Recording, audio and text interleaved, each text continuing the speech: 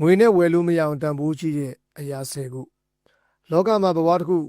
ရှင်သန်ရည်တည်နိုင်မှုငွေရမရှိမပြည့်လိုအပ်တဲ့အရာတစ်ခုပါဒါပေမဲ့ဘဝမှာငွေထပ်ပူပြီးတန်ဖိုးကြီးတဲ့အရာတွေကလည်းများစွာရှိနေပါတယ်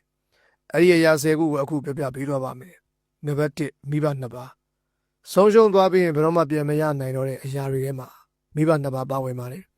ဒါကြောင့်အသက်ရှင်နေတုန်းသင်ရဲ့မိဘကိုတန်ဖိုးထားပါဂရုစိုက်ပေးပါပြုစုပေးပါမိဘတွေမရှိတော့မှတန်တနေတာထက်အသက်ရှင်နေတုန်းမှာဂရုတစိုက်ပြုစုရွေးရခြင်းဖြင့်ကျေးဇူးဆက်ပေးပါနံပါတ်2မိသားစု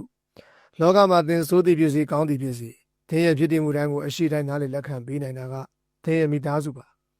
ကမ္ဘာကြီးမှာဘယ်ရာမှမိသားစုလောက်အရေးမကြီးပါဘူးသင်မိသားစုကိုအခြားအရာတွေနဲ့ဘယ်တော့မှအစားမထိုးမိပါစေနဲ့သင်မိသားစုပြိုကွဲစေနိုင်တဲ့လုပ်ရမျိုးမဖန်တီးမိအောင်သတိထားပါသင်မိသားစုကိုတန်ဖိုးထားပါမျက်နှိုးပါကာကွယ်စောင့်ရှောက်ပါနံပါတ်3ကျမ်းမာရေးကိုတန်ဖိုးထားတယ်ဆိုရင်ကိုယ့်ရဲ့ကျမ်းမာရေးကိုဂရုစိုက်ပါကိုကျမ်းမာနေမှစိတ်ချမ်းသာရမှာပါကိုကျမ်းမာစိတ်ချမ်းသာနေမှအခြားသူတွေကိုကူညီထောက်ပံ့ပေးနိုင်မှာပါဘလောက်ကြာအသက်ရှင်ရမယ်မသိနိုင်တဲ့လူဘဝမှာအသက်ရှင်တဲ့အနာမဲဖို့ကျမ်းမာရေးကိုအထူးဂရုစိုက်ပါနံပါတ်4မေတ္တာတရားကမ္ဘာကြီးရဲ့တောင်းတဆုံးနဲ့အစာငတ်ဆုံးသောအရာကမေတ္တာတရားပါလူတိုင်းကမေတ္တာတရားကိုလိုအပ်နေကြတယ်တဲ့ဒါကြောင့်နေရာတိုင်းမှာမေတ္တာတရားကိုဖြန့်ဝေပါအမုန်းတရားတွေကိုခြေပြတ်ဖို့အင်အားအကြီးမားဆုံးလက်နက်ကလည်းမေတ္တာတရားပါပဲကမ္ဘာကြီးမှာအမုန်းအာဃာတတွေအစားချစ်ချင်းမေတ္တာတွေမွေးပြန့်နေပါစေနံပါတ်5အချိန်ကိုတန်ဖိုးထားပါ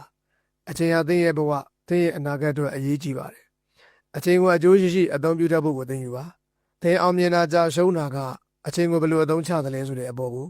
အများကြီးမူတည်မှုရှိပါတယ်ဘဝတစ်ခုကိုအချိန်နဲ့တည်ဆောက်ထားတာမို့သင်ဘဝကိုတန်ဖိုးထားရင်အချိန်ကိုလည်းတန်ဖိုးထားပါအကျိုးရှိအသုံးချပါအကျိုးမရှိတာတွေနဲ့ပဲတဏှိတာကိုမလဲပတ်မိပါစေနဲ့နံပါတ်6ပျော်ရွှင်မှုလူဘဝကြီးကတူတောင်းလုံးပါလေစိတ်ညစ်စရာဝမ်းနည်းစရာတွေကိုနေရာမပေးပါနဲ့ဖြစ်သမျှအရာအလုံးကိုအတိတ်မှာပဲထားခဲ့လိုက်ပါဖြစ်ပြီးသွားတဲ့အတိတ်ကလေးလံမှုမှန်သမျှအလုံးကိုယ်နားမှာကြမထားပါနဲ့လွှတ်ချထားလိုက်ပါပျော်ရွှင်စရာစိတ်ရွှင်လန်းစရာတွေကိုပဲတွေးပါပျော်ပျော်နေပါကဘာကြီးမှာဖြစ်သမျှအရာအလုံးကသင်နဲ့မဆိုင်ပါဘူးသင်ကိုစိတ်ဆင်းရဲစေမဲ့ဘယ်လိုအရာတွေမဆိုစိတ်ထဲမထားပါနဲ့ဘူလောင်စရာတွေကိုလက်ဝဲပိုက်မထားပါနဲ့ပျော်ရွှင်စရာတွေအတွက်ပဲနေရာပေးပါရီမောစရာတွေကိုသာဖန်တီးပါစိတ်ပျော်ရွှင်အောင်နေပါနံပါတ်9ယုံကြည်မှုဆုံးရှုံးသွားပြီးအသက်တပံပြန်လဲတည်ဆောက်လို့မရနိုင်တဲ့အရာတွေထဲမှာယုံကြည်မှုလည်းပါပါတယ်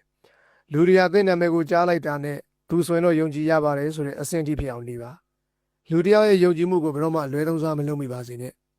သင်ရဲ့ခုံသိက္ခာကသင်ရဲ့တန်ဖိုးကိုဖော်ပြနေပါတယ်နံပါတ်10ကိုချင်းစာတရားသူ့နေရာမှာငါသာဆိုရင်ဆိုတဲ့ကိုချင်းစာတရားကိုမွေးထားပါဘဝမှာဘာမှမပိုင်ဆိုင်ခဲ့ရရင်တော့လူတွေပေါ်ကိုချင်းစာတရားထားထားအောင်ကြိုးစားပါလူကိုလူလိုမြင်ပါလူတွေပေါ်မှာစာနာစိတ်မွေးပါလူတယောက်ပေါ်မှာဘယ်တော့မှယုံညံ့တဲ့အပြစ်မှုတွေမလုပ်မိပါစေနဲ့မရက်ဆက်လိုက်ပါနဲ့နံပါတ်9မိတ်ဆွေသင်အမှန်တကယ်အကူအညီလိုအပ်ချိန်မှာသင်ကိုကူညီပေးတဲ့သူတွေကိုတန်ဖိုးထားပါဆွေမျိုးထောင်တောင်းထက်စင်မှန်တဲ့မိတ်ဆွေစစ်တယောက်ကပိုပြီးတန်ဖိုးကြီးပါတယ်သင်ရဲ့မိတ်ဆွေအပေါ်ဘယ်တော့မှသစ္စာမဖောက်ပါနဲ့သူ့အပေါ်ကျေးဇူးမကမ်းပါနဲ့သူရဲ့တန်ဖိုးကိုနားလည်ပါအမြဲတမ်းတန်ဖိုးထားပေးပါနံပါတ်10ဘဝလက်တွဲပေါ်ကမ္ဘာပေါ်မှာရှိတဲ့တန်ပေါင်းများစွာသောလူတွေတဲကအကောင်းဆုံးသောသူကသင်အတွက်ဘဝလက်တွဲပေါ်ပါဒါကြောင့်သင်ဘဝရဲ့လက်တွဲပေါ်ကိုတန်ဖိုးထားပါမျက်နှိုးပါသူ့ပေါ်ယူသားပါသူ့ပေါ်မှာသစ္စာရှိပါဒီ10ခုကိုဘယ်တော့မှငွေချင်းနဲ့တန်ဖိုးမပြလိုက်ပါနဲ့ဒါတွေကငွေနဲ့ဝယ်ယူလို့မရအောင်ပိုပြီးတန်ဖိုးကြီးမှာပါတယ်မိတ်ဆွေတို့အတွေးခေါ်နဲ့အမြင်သစ်တွေရစေဖို့စောင့်မြမြဖတ်ပါမဖတ်နိုင်ရင်မဖတ်အားရင် Webpower Audio Book application မှာနားထောင်ပါ application ကိုအခုပဲ download ချလိုက်ပါ link ကို comment မှာချပေးထားပါတယ်ခင်ဗျာ